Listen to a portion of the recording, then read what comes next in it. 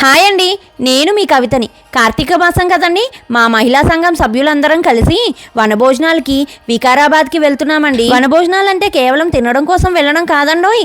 వికారాబాద్లో ఉన్న అనంత పద్మనాభ స్వామి, తాండూరులో ఉన్న భూ కైలాస్ దేవాలయాల్లో ఈ కార్తీక మాస పర్వదినాలలో ఆ శివకేశవులు ఇద్దరి దర్శనాలు చేసుకోవడానికి వెళ్తున్నాము. అలాగే దారిలో ఉన్న మరిన్ని దేవాలయాల దర్శనం చేసుకుంటూ మా వనభోజనాలు చేసి రావడానికి పయనమయ్యాము. ఆయా దేవాలయ విశేషాలు ఏంటో మాతో పాటు మీరు కూడా చూద్దురుగాని రండి. వెళ్ళేటప్పుడు దారి పొడుగున బాతాకానీలు కాకుండా భక్తి గీతాలు, లలిత, విష్ణు పారాయణాలు చదువుకున్నాం.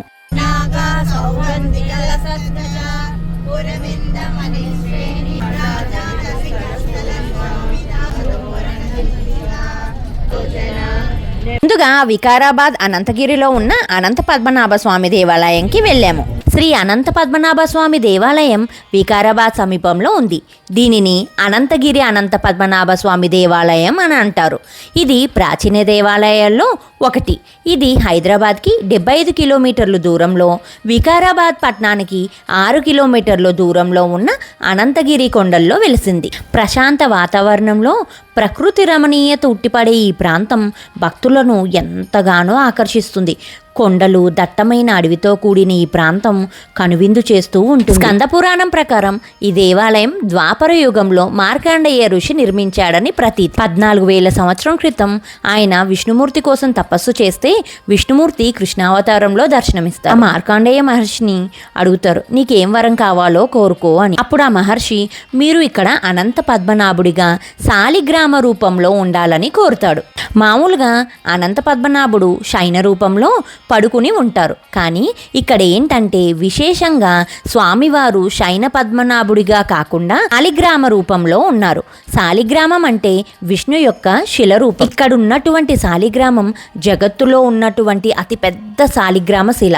ఆ శాలిగ్రామం పైన శంకుచక్రాలు అనంతంగా ఉన్నాయి, అంటే లెక్క పెట్టలేనంత ఉన్నాయి. కాబట్టి అనంత పద్మనాభ స్వామిగా అని పేరు వచ్చింది. ఇంకో విశేషం ఏంటంటే ఆ స్వామివారికి అలంకరణ చేస్తే చూడటానికి వెంకటేశ్వర స్వామిలా కనిపిస్తారు. భూదేవి శ్రీదేవి సమేతంగా దర్శనమిచ్చే ఆ స్వామి సర్వ అలంకరణ శోభితంగా కనిపిస్తారు. ఆలయంకి ముందు భారీ హనుమంతుడి విగ్రహం నయన మనోహరంగా కనిపిస్తుంది. దీనికి సమీపంలో విఘ్న వినాయకుడు, విఘ్నేశ్వరుడు, నాగదేవత విగ్రహాలు దర్శనమిస్తాయి. అలాగే ఆలయానికి సమీపంలో మార్కండేయ గుహ ఒకటి కనిపిస్తుంది. అలాగే ముచ్చుకుందుడు అనే ఒక రాజు సైన చేసి కాలయవ్వనుడు అనేటువంటి రాక్షసుణ్ణి సంహరించాడు. అదంతా కూడా కృష్ణావతారంలో జరిగిందని, అందుచేతనే ఇక్కడ ముచ్చుకుందా నది పుట్టిందని చెప్తారు. ముచ్చుకుందా నది కాలక్రమేణా ఇప్పుడు హైదరాబాద్లో ప్రవహిస్తున్న మూసీ నదిగా ప్రసిద్ధి చెందింది. ఇంకో విశేషం ఏంటంటే ప్రతి వైష్ణవాలయంలో వైకుంఠ ద్వాదశి రోజున మాత్రమే ఉత్తర దర్శనం ఉంటుంది. కానీ ఇక్కడ మాత్రం ప్రతినిత్యము ఉత్తర ద్వారం నుంచే వెళ్ళాలి, ఉత్తర ద్వారం నుంచే రావాలి. ఇక్కడ దర్శనం చేసుకుంటే మోక్షప్రాప్తి అని చెప్తారు. ప్రతి సంవత్సరం 2 సార్లు ఇక్కడ జాతర నిర్వహిస్తారు. కార్తీక పౌర్ణమికి రథోత్సవంతో పాటు 11 రోజుల పాటు జాతరను నిర్వహిస్తారు. ఆషాఢ మాసంలో 5 రోజుల పాటు ఉత్సవాలు జరుగుతాయి. కార్తీక మాసంలో మన ఇంటిలో ఉన్న తులసి కోట దగ్గర దీపం వెలిగిస్తేనే పుణ్యంగా భావిస్తాం కదా. అలాంటిది దేవాలయంలో దీపాలు వెలిగించే అవకాశం వస్తే ఇంకెంత పుణ్యం కదండి. అందుకే ఆ అవకాశాన్ని సద్వినియోగం చేసుకుంటూ మేమందరం భక్తి ప్రపత్తులతో ఆ దేవాలయ ప్రాంగణంలో దీపాలు వెలిగించుకున్నాం. ఈ ట్రిప్ వచ్చేసి మేము Nagasai tours and travels through వెళ్ళామండి. దేవాలయంలో దర్శనం చేసుకుని వచ్చే వరకు వేడిగా టిఫిన్స్ చేసి పెట్టారండి. ప్రశాంతమైన వాతావరణంలో పచ్చని చెట్ల మధ్యలో టిఫిన్ చేసి భూ కైలాస్కి బయలుదేరాము. ఇందాకటి వరకు భక్తి గీతాలు పాడుకున్నాం కదండి, ఇప్పుడు అంతాక్షరి మొదలెట్టేసామండి.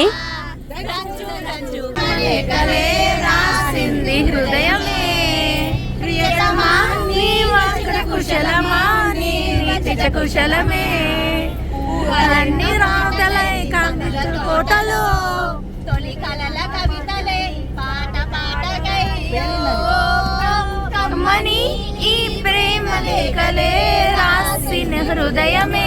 చెట్టుంది, చెట్టు కొమ్మన పిట్టుంది, పిట్ట మనసులో ఏముంది. నీ బుల్లెట్ బండెక్కి వచ్చేస్తావా, డుగుడుగుడుగుడుగుడుగుమని అందాల దునియాని చూపిస్తావా, చిక్కు చిక్కు చిక్కు చిక్కు బుక్కని.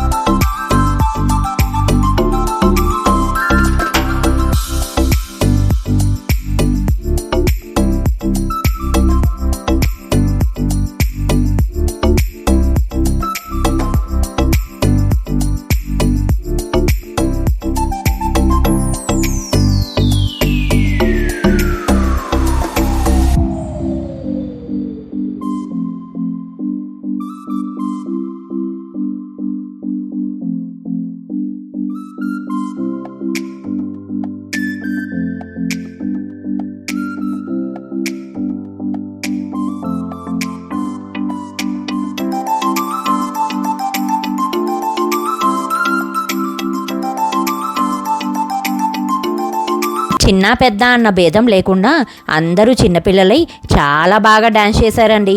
ఒకటే సందడి, సొంత గోల గోల అంతే. ఇదిగోండి మాటల్లోనే తాండూరులో ఉన్న భూకైలాస్ గుడికి వచ్చేసాం. ఈ భూకైలాస్ దేవాలయం తెలంగాణ రాష్ట్రంలోని తాండూరు రంగారెడ్డి జిల్లాకు 2 కిలోమీటర్ల దూరంలో ఉన్న అంతరం వాసు నాయక్ తండా గ్రామంలో ఈ ఆలయం ఉంది. విశాలమైన ప్రాంగణంలో పచ్చని చెట్ల మధ్య కనిపిస్తుంది. భూకైలాస్ ఆలయం ఈ ఆలయ ప్రాంగణంలోకి అడుగు పెడితే మొదట 65 అడుగుల భారీ శివుడు విగ్రహం ఉంటుంది. అక్కడి నుంచి కాస్త ముందుకు వెళ్తే నీటి మార్గం ద్వారా లోపలికి వెళ్తే ప్రత్యేక ఏర్పాటు, ఆ నీటిలో 12 జ్యోతిర్లింగాలు ఉంటాయి.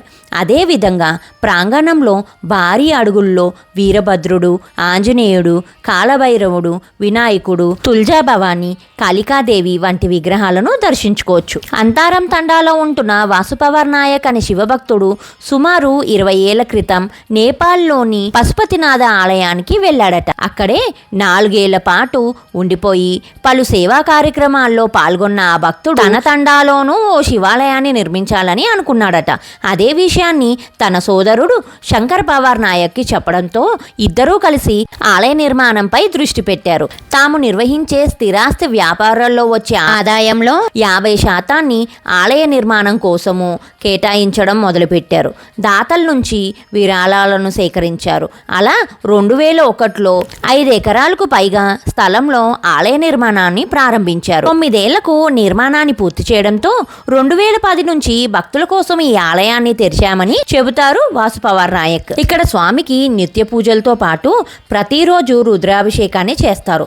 మహాశివరాత్రి రోజున వారం రోజుల పాటు బ్రహ్మోత్సవాలు నిర్వహిస్తారు. ఆ సమయంలో జరిగే శివపార్వతుల కళ్యాణము, హోమాలు, అభిషేకాలు, ఇతర పూజలతో పాటు గిరిజన మహిళల సాంప్రదాయ నృత్యాలు వంటి ఎన్నో కార్యక్రమాలను చూసేందుకు తెలంగాణ, ఆంధ్రప్రదేశ్, మహారాష్ట్ర, కర్ణాటక నుంచే కాకుండా ఇతర రాష్ట్రాల నుంచి ఎంతో మంది భక్తులు వస్తారట. ఏ శివాలయంలో అయినా భక్తులు నేరుగా వెళ్ళి స్వామిని దర్శించుకుంటారు. కానీ ఈ ఆలయంలో మాత్రం భక్తులు నీళ్లలోని 12 జ్యోతిర్లింగాలను స్పృశించుకుంటూ వెళ్ళి గర్భాలయాన్ని చేరుకోవాల్సి ఉంటుంది.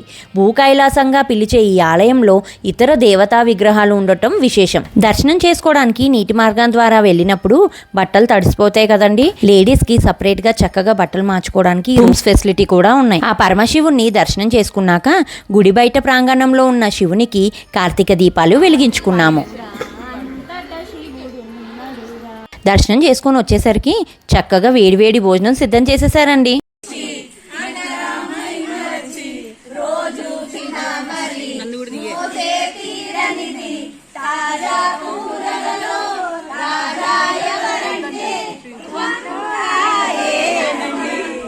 నిజంగా ఫుడ్ చాలా బాగా అరేంజ్ చేశారండి Nagasai tours and travels Somayya గారు. చక్కగా ఇంటి భోజనంలా చాలా రుచిగా వండించి పెట్టారు. అందరికీ తెలిసిన సంగతేగా, కడుపు నిండగానే అలా కాసేపు వాలాలనిపిస్తుంది కదండి. ఆ నిద్రను మైమర్చేలా కొంతమంది కార్తీక పురాణ కథలు చెప్పారు. దేవుడికి సంబంధించిన కొన్ని క్వశ్చన్స్ అడిగాము, గిఫ్ట్స్ కూడా ఇచ్చామండోయ్.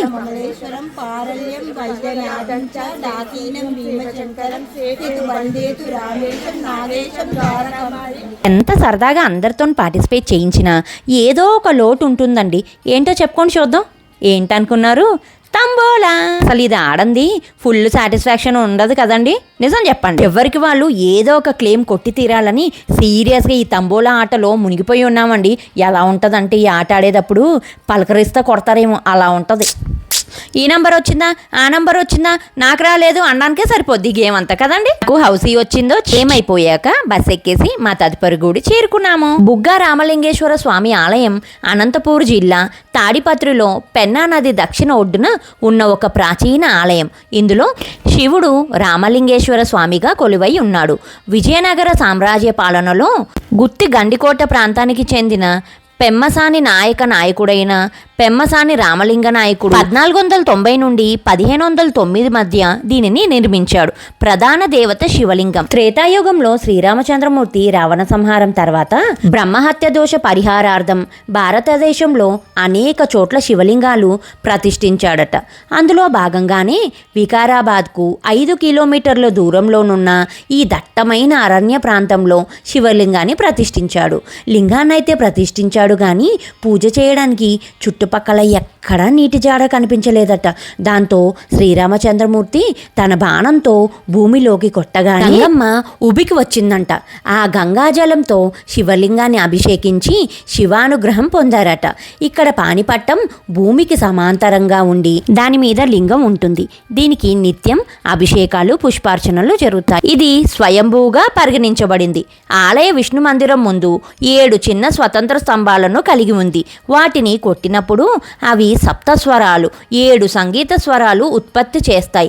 ఏడాదిలో 365 రోజులు శివలింగం కింద నుండి జలధార ఊరుతూనే ఉంటుంది. బుగ్గ అంటే నీటి ఊట.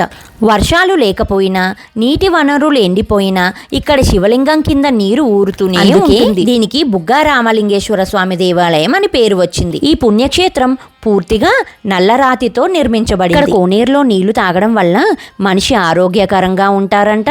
కీళ్ళ నొప్పులు కూడా తగ్గుతాయని భక్తుల అపార నమ్మకం. తర్వాత అందరం కలిపి కార్తీక దీపాలు వెలిగించుకొని కోనేట్లో వదులుకున్నాము. చివరాఖరికి తిరుగు ప్రయాణంలో లోటస్ టెంపుల్కి చేరుకున్నాము.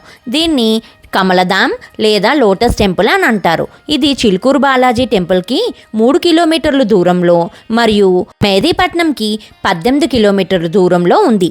ఈ టెంపుల్ తామర పువ్వు ఆకారంలో నిర్మించడం వల్ల లోటస్ టెంపుల్ అని పేరు వచ్చింది. ఇది ఒక టెంపులే కాదు, స్వామినారాయణ్ ఇంటర్నేషనల్ గురుకుల్ వారు ఈ టెంపుల్ని మెయింటైన్ చేస్తున్నారు. ఈ స్కూల్ గుడికి ఆనుకొనే ఉంటుంది. ఇక్కడ శివుడు లింగాకారంలో కొలువై ఉన్నారు. ఇక్కడ విశేషం ఏంటంటే శివలింగానికి శివునికి ఉన్నట్టు త్రినేత్రం, రుద్రాక్షమాల మరియు నాభి ఉన్నట్టు సహజ సిద్ధంగా కనిపిస్తాయి. ఈ శివలింగం పురుషోత్తం బాయ్య అనే భక్తుడికి నర్మదా నది తీరంలో దొరికిందట.